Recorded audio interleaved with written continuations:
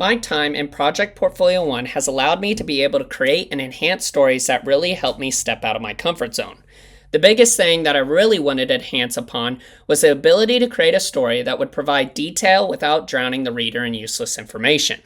Now, to be able to do this led to a few struggles, which one was not making sure to use repetitive wording, which meant finding different words that would provide a more compelling story for my readers. The second struggle was the use of time. Why I say that is because I'm a father with two daughters and I have a full-time job. So that ended up being an issue trying to find that perfect balance, which ended up having me to use time batching to find those perfect moments throughout my day to accomplish my goals that I had in mind,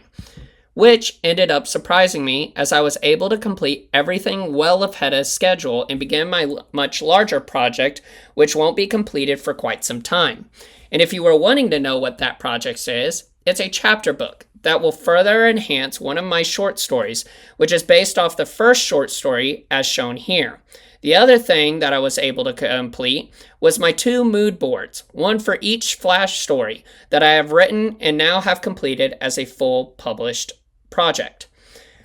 With that all being said, I was able to learn that when working on projects, you need to make sure to have the time to complete those projects without piling so much on to the point you end up having to take away from the creation because of you having to scrap certain parts of the project that could have enhanced everything. Which draws me to this. If I was to do anything differently, I'd make sure not to pile so much onto me. But I am extremely proud I was able to accomplish everything that I set out to do while also being able to start a project that was not in the plans for this month.